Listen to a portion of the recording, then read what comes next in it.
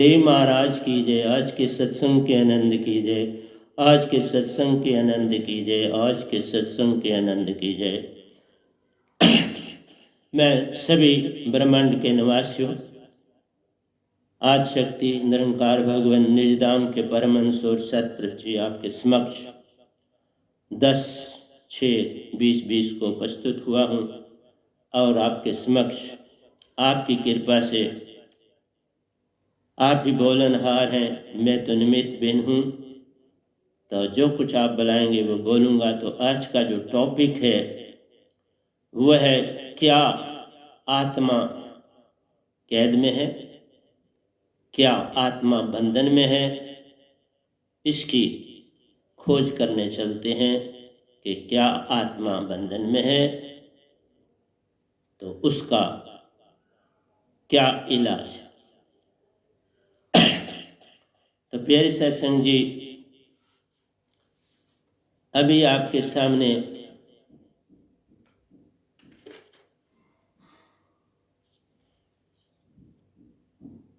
मैं एक भजन के द्वारा ही जो आपको सुना दिया है उसके द्वारा ही आपको इस दशा पे ले चलूँगा कि क्या आत्मा बंधन में है, और अगर बंधन में है तो किसका बंधन है, और अगर किसी का बंधन है तो उससे आपको छुटकारा कैसे मिले, उससे आपको आज़ादी कैसे मिले, उस बंधन से आप बाहर कैसे आए।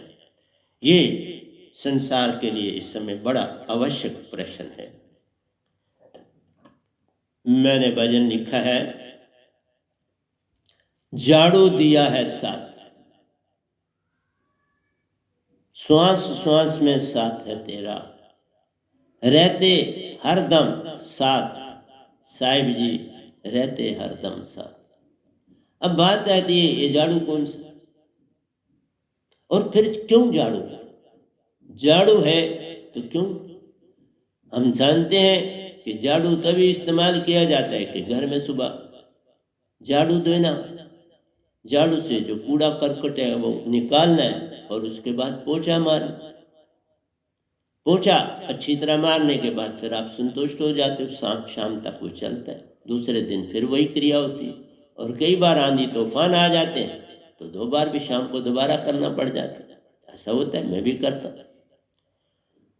अब अगर कूड़ा करकट है तो उसकी सफाई तो जरूरी। बिना अगर कूड़ा करकट ही नहीं हो संसार में तो सफाई किस बात।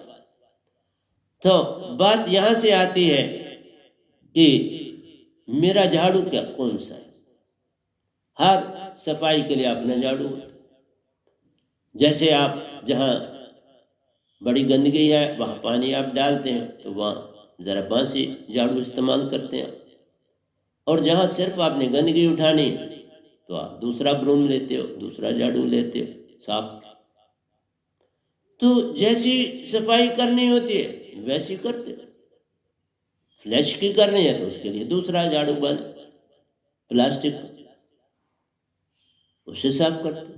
तो मेरा कहने का अर्थ है, जैसा कचरा वैसी सफाई, और कचरा नहीं तो कोई सफाई नहीं। और कचरा है तो अगर तुम सफाई नहीं करते तो फिर गंदगी तो इतनी हो जाएगी कि उसका हिसाब भी लगाना कठिन है। फिर तो वहां कौन बैठे? जहां कचरा सारा फेंकते हो, सिटी के किसी कोने में जाके वहां फेंकते हो, अगर वहां कोई बैठे तो बैठेगा? वो तो दूर दराज फेंका जाता है कचरा, लेकिन लोग वहां भी पहुंच जाते हैं कचरा चुनने के। क्या करें, रोजी रोटी का मसला है कहीं। तो मेरा कहना है कि ये कचरा है क्या। कचरे को पहले जानना पड़ेगा और कैद को जानना पड़ेगा। हम जानते हैं, मैं बहुत बार बोल चुका हूं कि ये जो हमारी धरती है 21 लोगों में गिरी हुई, 7 पताल इसके नीचे हैं, सुन के 7 लोग ऊपर हैं, और सुन से आगे महाशून्य के 7 लोग, और इनमें स्वर्ग लोग भी हैं, इनमें देव लोगों के भी लोग हैं, इसमें सिद्ध लोग भी हैं। तो इस तरह से ये लोग, और ये सारे हमारे ऊपर और नीचे, देखो सेंटर में रखा गया धरती का। ये हो सकता था सबसे नीचे रखते तो आपके सर के ऊपर सारा बोझ होता, लेकिन 7 पताल नीचे दिए और 14 लोग ऊपर दिए, और उसके अतिरिक्त भी लोग थे। अब ये सारे लोग हैं किसके लिए?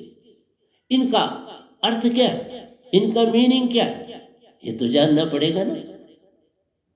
और कई बार मैं इसके बारे में ये बोला कि ये जितने लोग हैं ना आपके यहाँ पर, ये इंसान ही, हंसा लोग ही वहां जाते हैं। यहाँ ट्रांसमाइग्रेशन है to maintain the balance of the universe. जिस तरह बाहर आंधी और तूफान चलते हैं ना बैलेंस बराबर करने के, इसी तरह हम भी इस दुनिया में एक स्पेक की तरह, हम एक छोटे से रेत के कण के बराबर भी नहीं, उससे भी छोटे, एक बाल की नोक का 1000वां हिस्सा, उससे भी छोटे, क्योंकि उसमें आत्मा वास करती है। विशुद्ध चक्र, विशुद्ध चक्र में जिस नाड़ी में रहता है, उसमें वो बाल के नोक का 1000वां हिस्सा है, और उसमें आत्मा वास कर लेती है। जब आप सोने स्वप्न लेते हो तो वहां चली जाती। इसलिए मेरी प्यारी सत्संग जी, ये क्यों फिर इतने लोग बनाए? कोई रीजन, कोई कारण तो होगा। जैसे संसार में जेलें बनाई जाती हैं, पहले छोटी जेलें होती हैं, फिर उससे बड़ी जेलें होती हैं, और फिर खास जेलें होती हैं, जहां बहुत से कैदियों को, बड़े जबरदस्त कैदियों को डाला जाता है।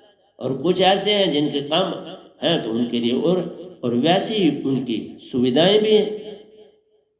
जैसी जेल है वैसी सुविधा। इसी तरह से इस ब्रह्मांड में लोक लोकांतर है, और हम चूंकि हमारी हालत ऐसे है जैसे शेर को एक बहुत बड़े पिंजरे में रखा जाता है, वो उसमें दौड़ तो नहीं सकता, लेकिन तो पहले तो उसको जंगल में जहाँ रखा, उसके चारों तरफ से बांधा होता है। उसको नहीं पता होता है कि मैं पिंजरे में, परंतु वो तो पिंजरे में ही है ना। उसको काफी ऊंचा होता है जहां से उसको छलांग ना लग सके, वहां तक रखना पड़ता है। तो मेरी प्यारी सत्संग जी, वो भी समझता है मैं आजाद हूं किसी पिंजरे में। हम भी यही समझ बैठे, हम आजाद किसी पिंजरे में। लेकिन आओ और भी बात कर ले। आपका तन, मैं बोल चुका हूं बहुत बार कि 6 तनों का बन, एक का तन नहीं, 6 तनों के हम बने। स्थूल है, सूक्ष्म है, कारण है, महाकारण है, ज्ञानदेही है और विज्ञान देह। 6 नाम है ना, 6 श्री। और ज्यों ज्यों अंदर चले जाते हो उतना उतना सूक्ष्म शरीर, बाहर तो आपको बहुत बड़ा शरीर दिखता है, स्थूल है, सूक्ष्म जिसमें आप निंद्रा चलते हो। और कल मैंने बोला था कि सबसे जो निद्रा की अवस्था में जो है वो आपका जागृत अवस्था, आपकी सबसे खतरनाक अवस्था जागृत। इतनी खतरनाक स्वप्न और सुषुप्ति नहीं, और मैंने वो कल बोला, उसको सुन लो दोबारा। इसलिए मेरा कहना है कि क्या जरूरत थी, आत्मा को तुष्टाने की जरूरत ही नहीं थी। आत्मा आजाद, जैसे निजधाम में रह रही है तो यहां पर भी आजाद रह सकती थी, लेकिन इसको शायद निजधाम की तरह नहीं रखना, नहीं तो सतपुरुष हुकूमत कर रहे थे आराम से, क्या जरूरत पड़ी थी। काल भगवान को देने की। और जब काल भगवान को दिया तो उसको सारी चीजें भी दी, सब चीजें उसको मिली, अपने भाइयों से छीन छान भी ली। ये तन 5 तत्व वहां से साथ लाए। ये 5 तत्व से उन्होंने शरीर रच दिया, आत्मा को उसके बीच में डाल दिया। आत्मा हृदय में बैठ गई। अब आप ही बता दो मुझे, मैं तो आप पर छोड़ता हूं। 6 तनों के बीच में आप के हृदय के बीच में आत्मा जी विराजमान बैठे, और मन पूरा कंट्रोल में, पूरे कंट्रोल, पूरी तरह से आत्मा के ऊपर पूरा कंट्रोल। क्यों कि आत्मा जो मन कहता है उसका काम करती है। जो बात होती है, क्यों कि मैंने बोला आपको कि मन खुद कुछ करने के योग नहीं, वह संकल्प विकल्प विचार उत्पन्न करता है। आशा तृष्णा तुम्हें देता है, दुख सुख तुम्हें देता है।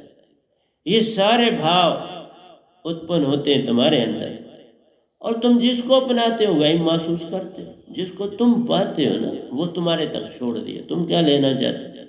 तुम्हारे आगे ढेर लगा दिया, तुम्हें जो पसंद है बाबा उठा लो, और तुम वो उसके मुताबिक चीज उठा ले। और मन के पास 2 ही चीजें, कल और कल, उसी का नाम काल, कल और कल ही काल। अब अगर आत्मा अपनी मर्जी से काम नहीं करती, जो इतनी शक्तिशाली, मन से बड़ी शक्तिशाली, मन की क्या ताकत, कोई नहीं आत्मा को बांध सकता, कोई नहीं आत्म बांधने वाला, आत्म निज को बांधा, मैंने लिखे। तो आत्म को कोई बांध नहीं सकता, तो फिर ये बंधन में क्यों? कारण क्या होगा? कोई कारण होगा ना, वो भी मैंने बोला। कारण है कि आत्मा लाखों अरबों और खरबों जन्मों में आपका साथ दे रही है। जन्म तो इस तन का होता है जो 6 शरीरों का है, और जैसे जैसे शरीर में जाता है वैसा तन उसके साथ रहता है। मैंने पहले भी बोल चुका हूँ कि जहाँ इसने पहला जन्म लिया होता है बाकी शरीर उसके वहाँ होते हैं, और जितनी ज़रूरत पड़ती है वहाँ से ये ले लेते हैं। जैसे आपने एक दुकान लगा ली है, महीने के बाद या 2 महीने के बाद उसको बिल देते हो, नौकर को भेजते हो किसी घर, वो चीज़ें देता,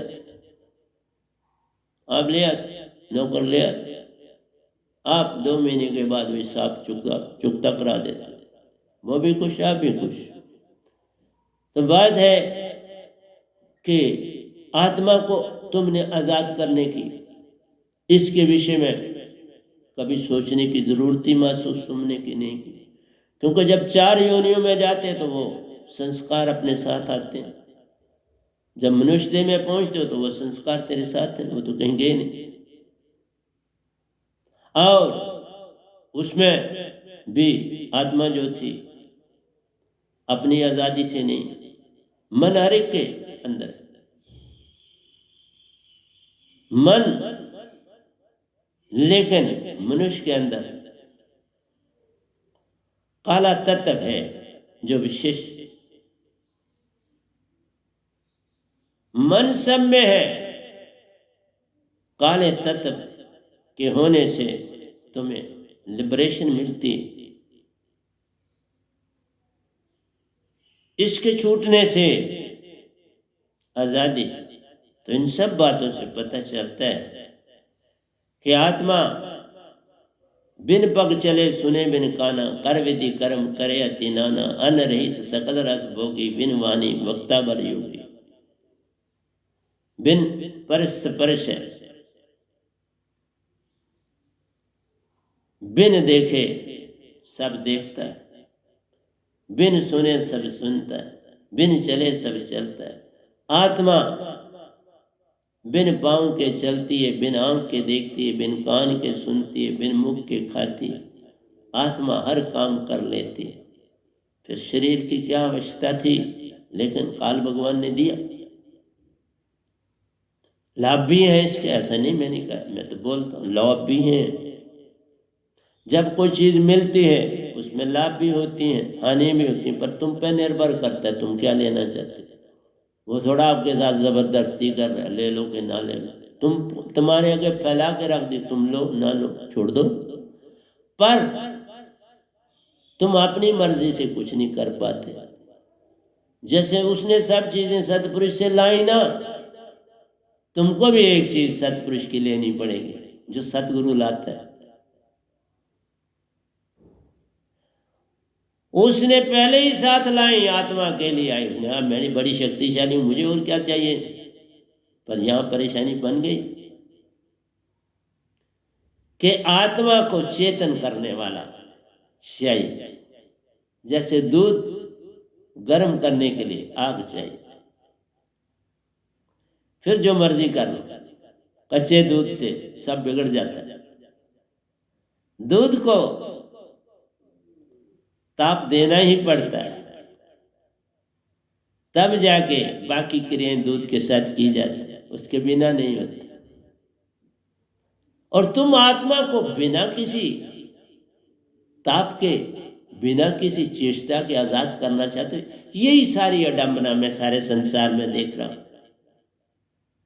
और उस अडंबना से तुम कर्म करने वाले बन जाते हो और फिर तुम वहीं सीमित हो जाते हो।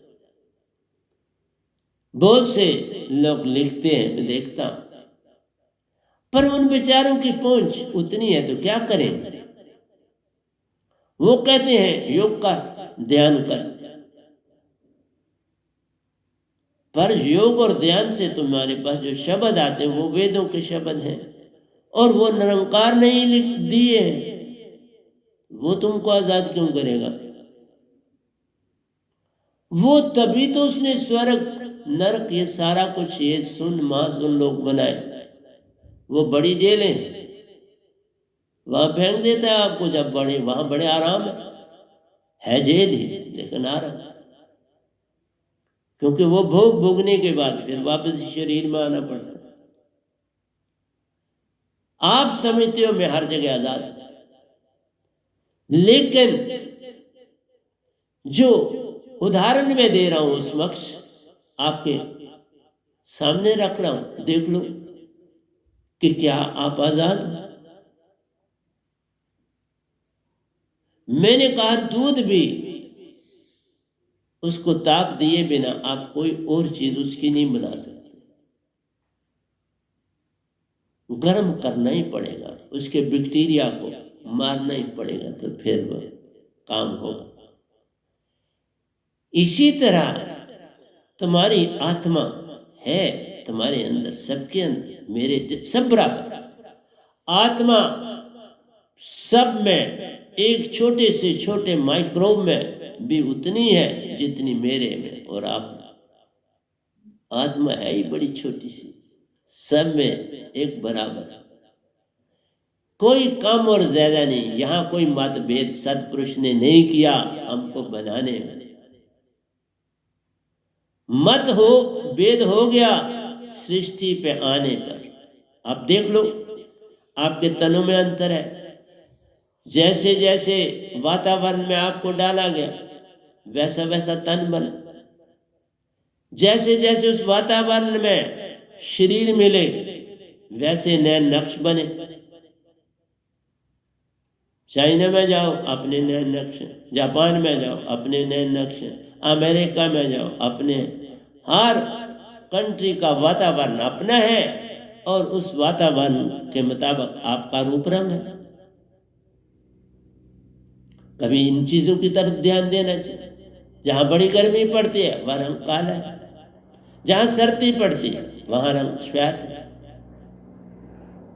तो जैसा जैसा वातावरण वो किसी का नहीं, वह आपका रूप बन जाता है, वैसा ही स्थूल शरीर बन जाता है। मैं आज के इस प्रवचन में यही समझाना चाहता हूं, बाबा गुरु और सतगुरु में भेद भी बोलूंगा, कोई घबराना। सतगुरु की महिमा अपरंपार है, क्योंकि सतगुरु ही आत्मा के डॉक्टर बन के दुनिया में आए। वो आत्मा के डॉक्टर, गुरुआ लोग मन के अधीन, डॉक्टर नहीं, मन के अधीन।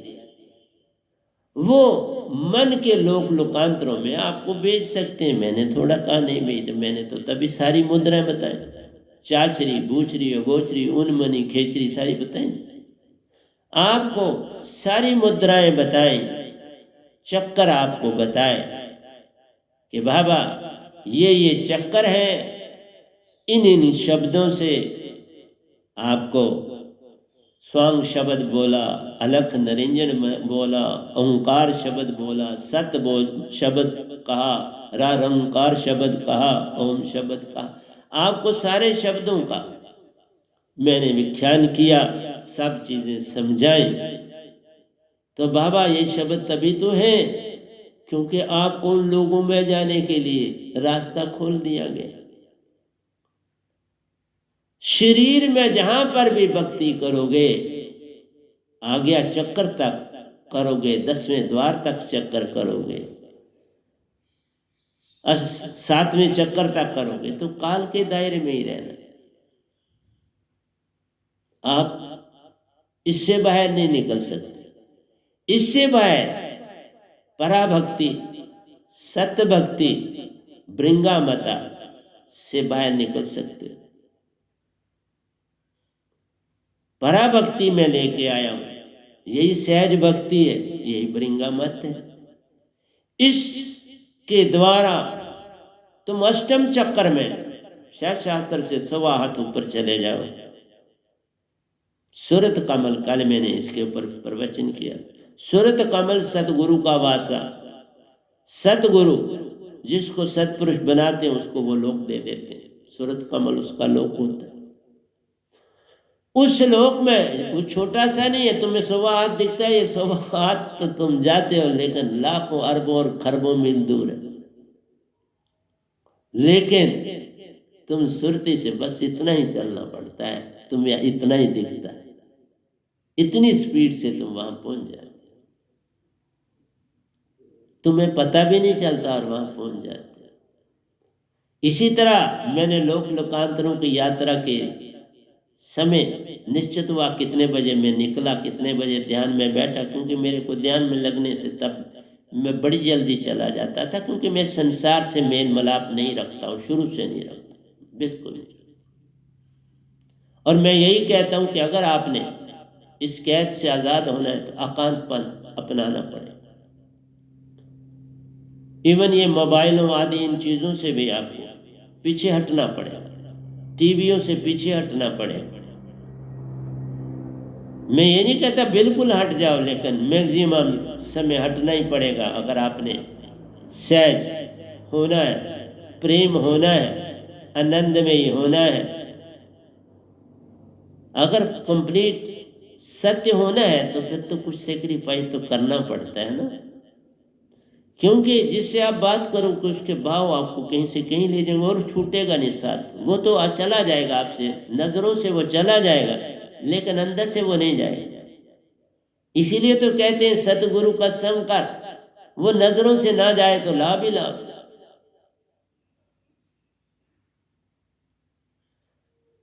सतगुरु नेड़े राखी आंगन कुटी समाए, बिन साबन पानी बिना निर्मल करे समाए। सतगुरु भी तो ऐसा करता है, निर्मल और सहाय कर देता है आपको। सतगुरु नेड़े राखिए, मैं नहीं कहता किसी दुश्मन को नहीं, को दुश्मन कोई है ही नहीं, तो ये तो बातें बड़ी गलत है। हम किसी को दुश्मन बना के उसका दोया लिख देते हैं। दुश्मन कोई भी नहीं, अपना आप ही दुश्मन है, और कोई दुश्मन नहीं। मैं किसी को कभी दोषी नहीं, कोई है ही नहीं। मैं आपको आवाज दे रहा हूं, आप कोई दोषी थोड़ा। मैं सिर्फ आपको कह रहा हूं बाबा पूर्ण मोक्ष पाल, मैं वो लाया, मैं तो इतना कह रहा हूं, इस पिंजरे से निकाल के ले जाऊं, फिर इस पिंजरे में कभी आना नहीं पड़े। मैं इसलिए बोल रहा हूं, मैं सभी कुछ देख चुका हूं और अब आपको समझा रहा हूं, और कोई बात नहीं। मैं किसी की लिखी पढ़ी नहीं बोल रहा, नहीं तो मैं भी कबीर पंथी हो जाता अगर लिखी ना। मैं कोई कबीर पंथी नहीं, किसी का पंथी नहीं, मैं सतपुरुष का प्यारा बेटा बन के आया हूं। मैं सतपुरुष का अंश हूं पूर्ण। मैं सतपुरुष का जो वो मुझे देते हैं वो बोल रहा हूं। पहले दिन ही उन्होंने मुझे कहा था, बोलिया रब दा की पाना, इधर फुटना तो इधर लाना, काल से निकालना निज दाम ले जाना, ये था मेरी। मैं आपको एक बात सुनाता हूं। एक बादशाह ने कोई समारोह आयोजन किया, कोई पब्लिक को बुलाया, मेन आदमियों को बुलाया और कुछ अपने राज दरबारियों को बुलाया गया। बड़ा अच्छा प्रोग्राम किया गया, खाना पीना, और जहाँ ऐसी जगह जाते हैं तो बादशाह है उसके लिए गिफ्ट ले जाते हैं। आपको भी कोई निमंत्रण देता है, कोई पार्टी या कुछ रखा है तो आप भी गिफ्ट ले जाते हो। वहाँ सभी लोग अपने अपने गिफ्ट ले गए और पार्टी चल ही रही थी तो बादशाह ने उन गिफ्टों को खोलना शुरू किया। लोग नहीं गए थे, इधर उधर ही थे, तो गिफ्टों को खोलना शुरू किया। देखे अच्छे अच्छे गिफ्ट थे। एक गिफ्ट खोला, उसमें एक कागज निकला और उस कागज के ऊपर बस इसी तरह लाइनें डाली हुई थी पेन के साथ। खाली समझो, खाली था और लाइनें डाल दी, उसको रफ कर दिया पेपर को। बादशाह को बड़ा क्रोध आया, बादशाह बड़ा क्रोधित हो गया और फौरन उस गिफ्ट वाले का, क्योंकि बाहर पेपर पे नाम था, और उसको बुलाया गया। वो आया, उससे कोई इंक्वायरी नहीं की गई और बादशाह ने उसको जेल में उसी समय डाला। ले जाओ इसको पकड़ के जेल में डाल। बादशाह तो कोई अदालत थोड़ा चलानी थी, जो बादशाह ने कह दिया फाइनल, जो गए लिखित सो गए उखित, उसकी तो बात यही थी। बादशाह की तो ये बात होती, जो उसने कह दिया वो फाइनल। जिस तरह आपके कर्मों में जो लिखा गया वही तुम्हें मिलता है, तो बादशाह भी वही करते हैं, जो कह देते हैं वो होता है। कुछ अरसे के बाद उसके देश पर, क्योंकि आपको पता बादशाहों में चुपके से दूसरा बादशाह हमला कर देता था कुछ लूट मार करने के लिए। वो लूटने का बहाना होता था, हमला कर दिया। मेन अंदर से इंटेंशन होती थी कुछ माल साल इसका लूटेंगे, कमजोर है, इसकी दौलत से ले चलेंगे, खजाना ले।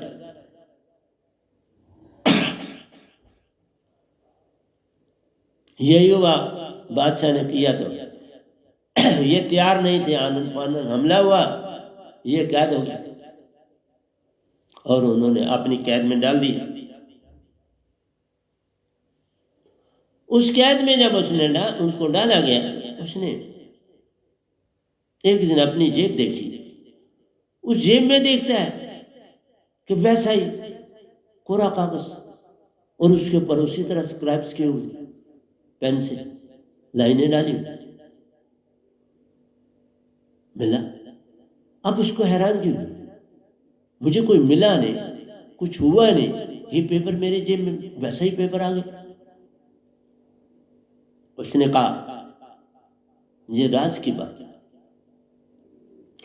उसने अपनी फौजों को, वजीर लोग बड़े होशियार होते हैं, राजा का वजीर बहुत लॉयल और होशियार होता है। उसने भी खूब तैयारी करके कुछ ही दिनों में हमला बोल दिया इस बादशाह पर और वो नगरी जीत ली। बादशाह आजाद हुआ। बादशाह जब आजाद हुए तो उन्होंने सबसे पहले ये कहा कि इस आदमी को जिसको मैंने जेल में डाला था उसको फौरन रहा कर दो, और रहा ही नहीं कर दो वो मेरा आज के बाद सलाहकार है। अब आपको बताऊं, उसको उस कागज का मैं एक और उदाहरण, मैंने आप भूल न गए हूँ, मैंने आपको सुनाया था, मैं जब शैव शास्त्र सार में निरंकार भगवान के लोक में गया, जो कि सुन के आखिरी तट पर है, आखिरी कोने पर है, बहुत बड़ा, उसकी भी मैंने बड़ी परिक्रमा करी हुई है। गिनती से बाहर मैंने उसके चारों ओर चक्कर लगाए हुए हैं और गया हुआ। वहां पर विज्ञान देही मिलती है जिससे आप बड़ी स्पीड से चलते हो और चक्कर लगा सकते हो। वो ऑलमोस्ट विहंगम चाल होती है। अभी नाम नहीं दे रहा, मैं थोड़ी देर के बाद समझाऊंगा कि विहंगम चाल क्यों नहीं मैंने बोला और विज्ञान देही शरीर बोला उसको स्पीड मिलती। तो वहां पर जब मैं गया तो मेरे साथ सतपुरुष मेरे गुरु रूप में मौजूद थे, साथ थे। जब किया अंदर दाखिल हुआ, उससे पहले मैं जितनी बार जाता था उससे पहले निरंकारी मेरे सतगुरु थे, मैं ये भी बता।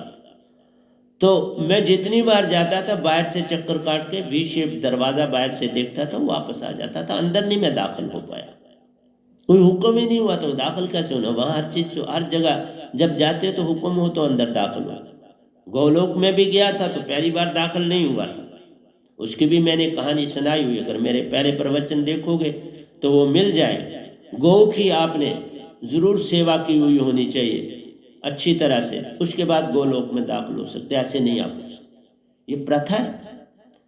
तो जब शैव शास्त्र सार में मैं सतपुरुष जी के साथ अंदर दाखिल हुआ, अंदर सारा काला तत्व है, वहां धरती माटी नहीं, कोई सूर्य चांद तारा नहीं, वही जो चारों तरफ से दीवार की दीवार है गोल्डन येलो कलर की, उसी की बड़ी रोशनी बेबहा जिसका कोई अंदाज है। तो उसमें मैं और मेरे सतपुरुष गुरु रूप में हाथों में हाथ लिए लेटे हुए थे जैसे तैर रहे हैं। तो दोनों हाथों के बीच में जहां हमने हाथ पकड़ा था वहां एक व्हाइट पेपर पड़ा था, बिल्कुल कोरा पत्थर, वो कोई सुनते में वो गीला भी नहीं क्या होना था, उसने गीला होने का वहां कोई चीज ही नहीं थी। तो वो पेपर पड़ा था, उस पेपर के क्योंकि मैंने तो उस समय यही समझा कि मेरे सतगुरु साथ है और मैंने अपने सतगुरु से बात भी करी, पर उन्होंने कोई उत्तर नहीं दिया। फिर जब मैं सतपुरुष के साथ, क्योंकि जब फिर मुझे निजधाम लिया गया तो तब भी सतपुरुष ने सतगुरु रूप धारण किया था, लेकिन जब निजधाम पहुंचे तो उन्होंने रूप बदल दिया, फिर वो अपने रूप में आ गए। उस रूप का वर्णन नहीं किया जा सकता, न करना चाहिए, उसके भी विषय में हम नहीं बोलते क्योंकि उसका वर्णन हो ही नहीं सकता। उनके एक एक रूप को हम वर्णन नहीं कर सकते तो उनका कैसे, जैसे वैसी है कोई चीज ही नहीं इस दुनिया में, इन सब लोगों में, तो उनका वर्णन कैसे करूं, किससे कंपेयर करूं? कोई चीज ऐसी है नहीं जिसे कंपेयर किया जाए उनको। तो तब उन्होंने मुझे कहा तुम्हें पता है कि वो पेपर जो शैव शास्त्र सार में तुमने देखा था उसका क्या मीनिंग? मैं हाथ जोड़ के बोला, आत्मा भी हाथ जोड़ लेती, कोई घबराना, हाथ जोड़ के बोला नहीं मुझे साहब जी नहीं पता। सुरती से बोला, वहां पर मुख से नहीं बोलना पड़ता, लेकिन आपको यही तो बता रहा हूं इसके मन के लाभ के मैं बोल रहा हूं, आप सुन रहे, नहीं तो मैं किसको सुना पाता? मन न होता मेरे साथ मैं कुछ सुना पाता, आप कुछ सुन पाते, क्योंकि आप सुरतीवान नहीं तो मैं कैसे जगाता? संसार को जब तक सुन तत्व आपके पास नहीं, संत आपको जगा ही नहीं सकता। देखा कितनी महिमा। तुम्हें मोक्ष मिलेगा तुम्हारे पास मन होगा तभी। दूध को गर्म करोगे, फिर उसको फटा लो, फिर उसका दही जमा लो, फिर उसको जो मर्जी कर, जाम लग जाएगा, हर काम चीजें हो जाएंगी, पनीर बना लो, घी बना लो, पर गर्म करना पड़ेगा ना। इसी तरह से बोलता हूं कि वो पत्थर जो राजा को मिला, उस पत्थर पर स्क्राइबर्स पड़े थे, उसका मतलब था बहुत बड़ी मुसीबत बादशाह तुम्हारे पर आने वाली है, तैयारी कर लो। अब इसका मीनिंग मैं ही बता सकता हूँ, कोई और तो बता नहीं सकता ना। संसार में कोई और नहीं बता सकता था ये मीनिंग आपको। आप पूछ के देख लेना, मेरा मीनिंग नहीं बताना, उसको पूछना कि सब्सक्राइबर्स पढ़े हों, बस इसी तरह से लाइनें पढ़ी हूँ, जैसे एक बच्चा लाइनें डाल देता है, अनपढ़ा बच्चा ऐसे पेन चलाता है और बोलता है मैंने भी पढ़ ली। तो उसका मीनिंग था, बादशाह तुम पर मुसीबत आने वाली है और अपने आप को बचा। वो नहीं बचा पाया। अब दूसरी बार नेचर ने अपना काम किया। देखा, बादशाह जो ठीक होता है, साफ होता है, उसकी नेचर, जैसे मैं आपके समक्ष बैठता हूं, मैं सच बोल रहा हूं, मेरा सारे काम इस भगवान निरंकार ने भी किए और सतपुरुष ने भी किए। इन्होंने भी मेरे बड़े काम किए। मैं जितनी इनका गुण गाऊं थोड़ा है बाबा, मैं जितना आद शक्ति का गुण गाऊं थोड़ा है, जितना मैं तीन देवताओं का गुण गाऊं थोड़ा है। मेरे तो इस तरह संग संग रहे मेरे पूरे जीवन, जिसका कोई हिसाब नहीं। उसका तो आज पता चलता है कि हर जगह वो मेरे साथ थे, मुझे बचा रहे थे, हर तूफान से मुझे निकाल रहे थे, मुझे डूबनों से बचाया। मैंने एक जगह छलांग लगाई जो ऑलमोस्ट तीन मंजिला बिल्डिंग के बराबर जगह थी, पहाड़ी थी, वहां से छलांग लगाई, लेकिन नीचे जहां मेरे पांव पड़े दोनों एक साथ, वहां पानी ही पानी था और माटी थी, उसमें मेरे पांव नीचे तक धंस गए। कोई पत्थर नहीं था, कोई कांच नहीं था, कुछ नहीं था, मेरे पांव को खराश तक भी नहीं लगी। और मैं उससे फिर बाहर निकला, थोड़ी देर के बाद निकला, क्योंकि पांव काफी नीचे चले गए थे। फिर आहिस्ता आहिस्ता हाथों से माटी को अलग किया, निकला। तो इस तरह से बहुत घटनाएं मेरे जीवन की हैं। अगर तुम सफा, आप सफा, वो सफा, फिर साहिब क्यों खफा, लिखा है। इसलिए उस बादशाह ने जब दूसरी बार अपने जेब में देखा, तो मतलब था कि अब तुम्हारे दुख मिट गए, चल वापस, क्योंकि वो फटा हुआ था। अब जो उसको पत्थर मिला, पत्थर तो वही था, फटा हुआ था, उसको उसने टुकड़ों को पकड़ा तो उसको वैसे ही लाइनें थी। तो जब वो जीत के आया तो उसको अपना सलाहकार बनाया कि ऐसे इंसान साफ सुथरे, क्योंकि उस आदमी के पास रूहानियत शक्ति थी, उसने वो दिखाई। किसी के पास गिफ्ट होता है, वो गिफ्ट देता है। अब मैं कहीं जाऊंगा तो मैं क्या गिफ्ट दूंगा किसी को, मेरे पास क्या है देने के लिए। मेरे पास मेरा आशीर्वाद बहुत बड़ा है। मैं संसार में किसी को भी आशीर्वाद दूं, उसे कोई काटता ही नहीं है। मैं निरंकार को जो कहूं, काम 1 सेकंड में होता है। मैं आज शक्ति को बोलूं, 1 सेकंड में होता है। पर क्या बोलना है, मैं खुद ही कर सकता हूं, तो बोलना अब क्या। पर वो भी मेरे साथ हैं, मैंने परख करी, ऐसे नहीं बोल रहा, मैंने परख करी तो आपको, आपके आगे बोल रहा हूं। इसलिए प्यारी सत्संग जी, किस किस को समझाऊं, सब जग अंधा, सभी को लगा है पिटवा का दंगा। तुम कहाँ मेरी बातें सुनो। जो मेरे पास दात है, मैं हर सत्संग में बोलता हूं, इस ब्रह्मांड का पूर्ण संत सतपुरुष ने मुझे बना के भेजा, और कोई संत सतपुरुष का भेजा हुआ इस धरती पर नहीं है। पूछ के देख लो, कोई ऐसा झूठ तो कोई नहीं ना बोले। कोई और सतपुरुष का भेजा हुआ संत इस धरती पर नहीं, और किसी के पास सतपुरुष की दात नहीं। तो फिर आगे आप खुद सोच, दात भी इस वैनाम के पास है, और उस दात का नाम भी वैनाम है, इसलिए कि वो 2 बार दिए, एक सार शब्द दिया, एक सूरत शब्द दिया, तो उसको वैनाम नाम दे दिया गया, और उसको वैनाम बोलता हूं। और मेरा नाम भी कोई नाम नहीं, ना मैं हिंदू हूं, ना मुसलमान हूं, ना सिख हूं, ना ईसाई हूं, ना पादरी हूं, कुछ नहीं हूं, मैं एक इंसान, इसलिए वैनाम ही मेरा नाम। मैं आत्मा हूं, आत्मा का कोई नाम होता है? आत्मा से मैं आपके आत्मा से बात करता हूं। मैं हंसा बना हूं, परम हंस हूं, और आप हंसा से बातें करता हूं।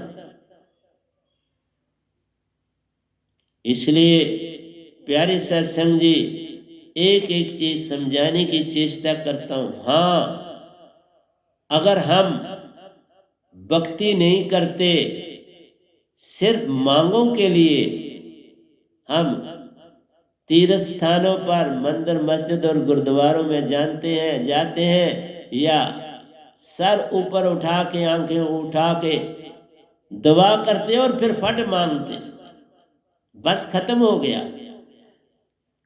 भक्ति ना रही, खत्म हो गई।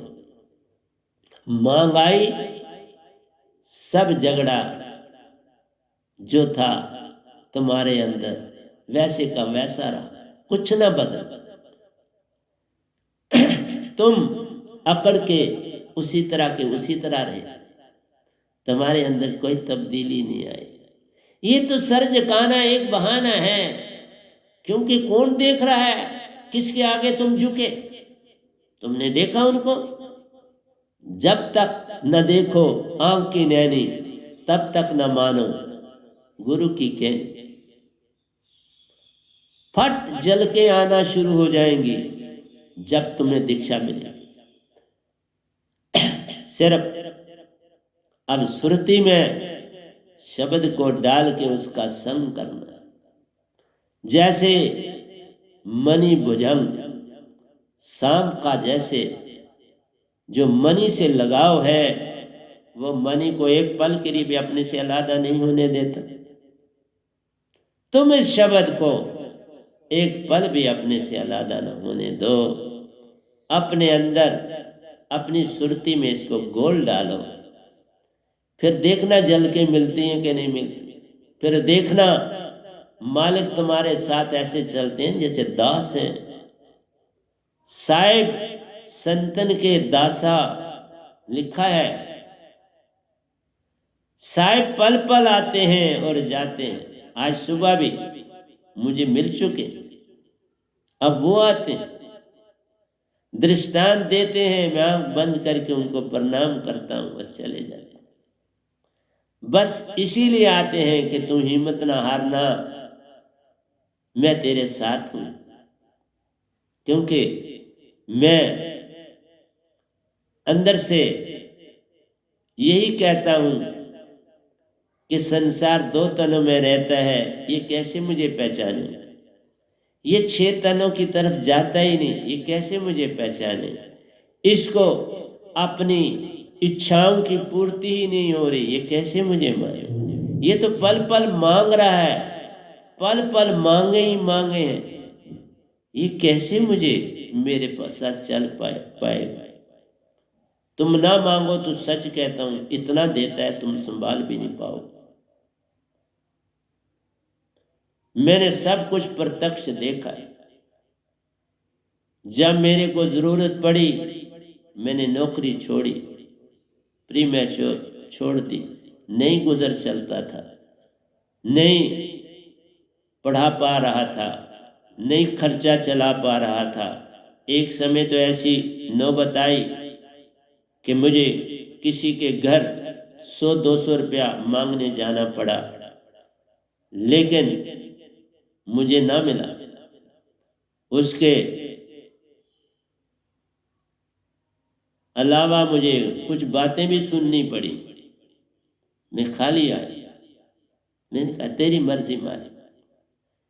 फिर देखते ही देखते बरसात हुई मेरे साथ, सब झगड़े मिट गए। इसलिए प्यारी सत्संग जी, मैं मोस्टली जब बोल रहा होता हूं तो मेरी आंख बंद होती है, भी ध्यान रखना। मैं अंदर से बोलता हूं, मैं आंख इस बाहर वाली आंख से क्या काम, इससे तो बस लेता हूं। लिखना जब बहुत होता है, उसी को पढ़ना होता है, ये करना होता है, तो आंख खोल लेता। नहीं तो मैं बोलते समय अंदर से बोलता हूं, मैं बाहर से नहीं। तो थोड़ी डिस्टर्बेंस हो जाती है अगर मैं आँख खोलूँ तो, इसलिए मैं मोस्टली आँख बंद रखता हूँ। तुम्हें नहीं नज़र आता होगा क्योंकि कठिन काम है। आप इस तरह से संगत में बैठे होंगे तो मुझे जान पहचाने, तो संगत तो है नहीं, आपने तो मेरे को अपने अपने मोबाइलों में सुनना और देखना है। तो इसलिए मेरा काम आपको समझाना है। मैं बार बार समझाता हूँ कि बाबा अगर आप सफ़ा हो जाओगे तुम्हारी जेलें कट जाएंगी, और मैंने जो कुछ बोल रहा हूँ ये यकीन से तुम नहीं कर सकते, मैं मानता हूँ। विश्वास आना ही तो सबसे कठिन है। ये विश्वास छठे तन के बाद आता है, पहले कैसे 2 तन में रहने वाले का विश्वास कैसे आएगा? हाँ, चलना शुरू कर सकते हो। जैसे गोरखनाथ क्या करते थे, वो गलत नहीं करते थे, लोग उनको गलत समझे।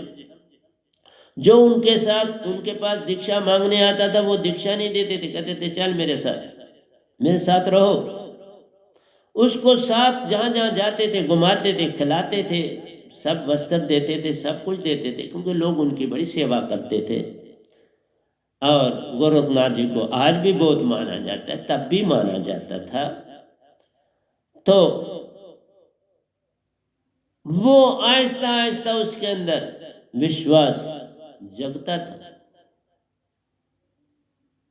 शुरू शुरू में तो लगता है भाई मैं कहाँ फंस गया, अब यहां से निकलना बड़ा कठिन है। वो निकलने नहीं देते, पूरे प्यारे में रहते, उनको बंदा बनाना। और बंदा कैसे बनेगा? अगर इसको छोड़ दूंगा तो ये तो फिर कब सदा के लिए बिगड़ जाएगा। इसको किनारे लगाना, क्योंकि ये भी जो छोटी मोटी मुक्तियां हैं ये भी तो अच्छी हैं, कोई बुरी थोड़ी है।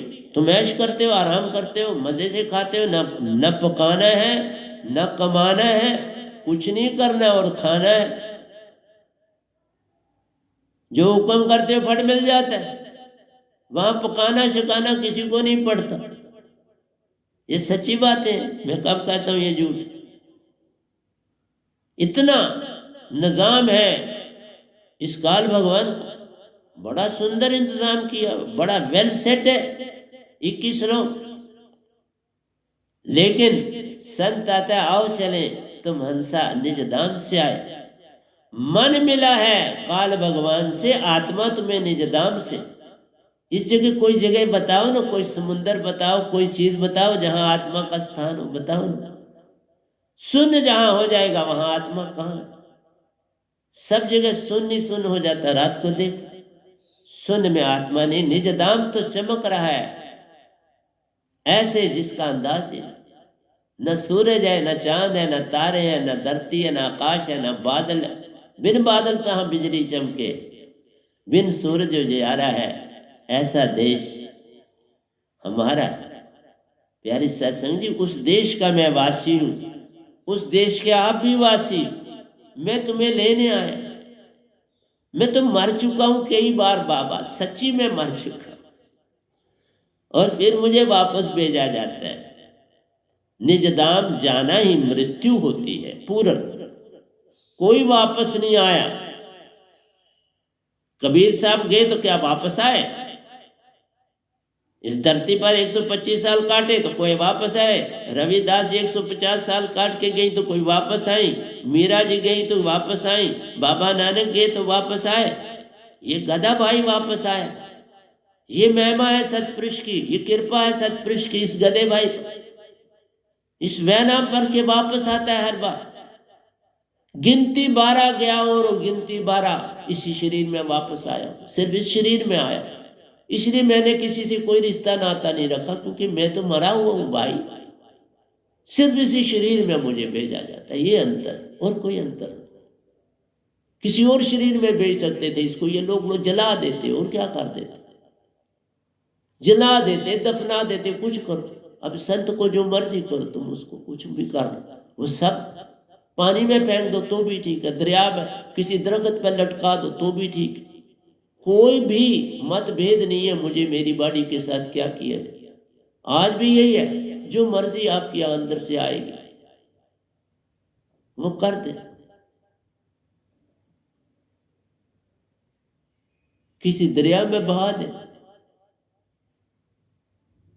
इसलिए प्यारी सत्संग जी, मेरा समझाना आपको काम है, आपका चलना या ना चलना। हाँ, मेरे कंक्लूजन से सामने हुआ कि हम कैद में हैं, लेकिन अपने ही कारण है, कारण हम खुद। बस मैं किसी को दोषी नहीं ठहराता। तुम ही नहीं निकलना चाहते, मैं आया हूं ना, अब तो मेरी आवाज भी हर जगह जा रही, तो आया हूं, तो भी नहीं निकलना चाहते, तो फिर कौन निकालेगा? कौन आएगा? फिर ऐसा ही कोई संत फिर आएगा, और कब आएगा मेरे बात कोई जानता है। हाँ, बड़े साहब जी हैं, वो करेंगे, जगाएंगे आपको कि नहीं, तो उन तक अभी 10 साल के वो निर्णय खुद ले। मेरे सतगुरु मेरे से ज्यादा शक्तिशाली, मैं किसी से भी बड़ा नहीं हूं बाबा, छोटा ही हूं।